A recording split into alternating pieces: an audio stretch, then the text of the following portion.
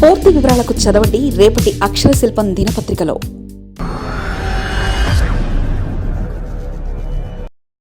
ఆ ఎన్నికలపై YCP mind game, కూటమి ఐక్యతకు అసలైన పరీక్ష. సీట్ల సర్దుబాటులో అసంతృప్తి రగిలే అవకాశం. అదే అంశాన్ని అనుకూలంగా మార్చుకునేలా స్థానిక ఎన్నికలే అసలైన అస్త్రం ప్లాన్లో వైసీపీ. ఆంధ్రప్రదేశ్ రాజకీయ క్షేత్రం ఇప్పుడు మరో రసవత్తమైన పోరుకు సిద్ధమవుతుంది. సార్వత్రిక ఎన్నికల ఫలితాల తర్వాత రాష్ట్రంలో ఏర్పడిన కూటమి ప్రభుత్వం తన పట్టును నిరూపించుకోవాలని చూస్తుంటే, ప్రధాన ప్రతిపక్షం వైఎస్ఆర్ కాంగ్రెస్ పార్టీ మాత్రం ఒక వినూత్న వ్యూహంతో ముందుకెళ్తుంది. గత ఎన్నికల్లో చవి చూసిన ఓటమి నుంచి పాఠాలు నేర్చుకున్న వైసీపీ ఇప్పుడు కేవలం గెలుపు ఓటర్ల కంటే కూడా ప్రత్యర్థి శిబిరంలో అంతర్గత కలహాలు రేపడమే లక్ష్యంగా పావులు కదుపుతుంది. రాబోయే స్థానిక సంస్థల ఎన్నికలను ఇందుకోసం ఒక ప్రయోగశాలగా మార్చుకోవాలని ఆ పార్టీ భావిస్తుంది. సాధారణంగా ఏ రాజకీయ పార్టీ అయినా ఎన్నికల్లో మెజార్టీ స్థానాలను గెలుచుకోవాలని ఆశిస్తుంది. కానీ వైసీపీ ప్రస్తుత పరిస్థితి భిన్నంగా ఉంది. టీడీపీ, జనసేన, బీజేపీ కూటమి ఐక్యంగా ఉన్నంతకాలం తమకు రాజకీయ భవిష్యత్తు కష్టమని ఆ పార్టీ బలంగా నమ్ముతుంది. పై స్థాయిలో చంద్రబాబు, పవన్ కళ్యాణ్, లోకేష్ మధ్య ఉన్న సయోధ్యను దెబ్బతీయడం సాధ్యం కాదని గ్రహించిన వైసీపీ అధిష్టానం ఇప్పుడు తన వ్యూహాన్ని క్షేత్రస్థాయికి మళ్లించింది. గ్రామంలోని కార్యకర్తల మధ్య చిన్నపాటి విభేదాలు సృష్టించడం ద్వారా ఆ సెగను పైస్థాయి నేతల వరకు తీసుకెళ్లడమే వైసీపీ ప్లాన్. ఇందులో భాగంగానే జనసేన బలాన్ని తగ్గించేందుకు అంబటి రాంబాబు వంటి సీనియర్ నేతలను ప్రయోగించి సామాజిక సమీకరణాల చుట్టూ రాజకీయాలను తిప్పి ప్రయత్నం చేస్తుంది. వైసీపీ త్వరలో రాబోతున్న స్థానిక సంస్థల ఎన్నికలు ఒక గొప్ప అవకాశంగా కనిపిస్తున్నాయి. అసెంబ్లీ ఎన్నికల్లో నాయకుల సీట్ల సర్దుబాటు కోసం సర్దుకుపోయినట్లు, స్థానిక ఎన్నికల్లో గ్రామస్థాయి కార్యకర్తలు సర్దుకుపోవడం దాదాపు అసాధ్యం.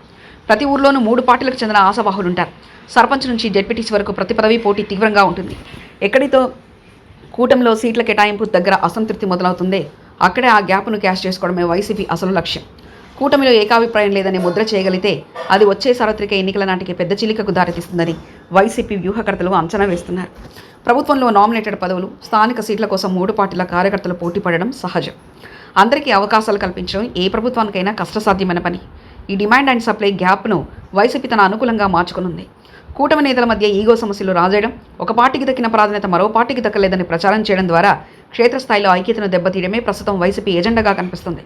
ఎక్కడైతే కూటమి అభ్యర్థులపై అసంతృప్తి ఉంటుందో అక్కడ తటస్థులను కూడా లేదా అసంతృప్త నేతలను లోపాయికారంగా ప్రోత్సహించడం ద్వారా కూటమి ఓటు బ్యాంకును చీల్చాలని ఆ పార్టీ భావిస్తుంది.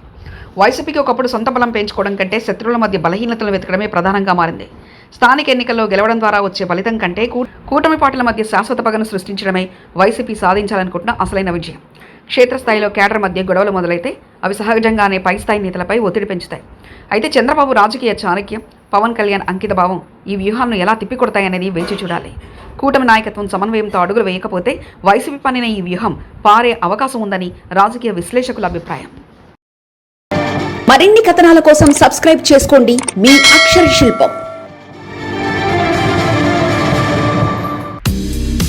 పూర్తి వివరాలకు చదవండి రేపటి అక్షర శిల్పం దినపత్రికలో.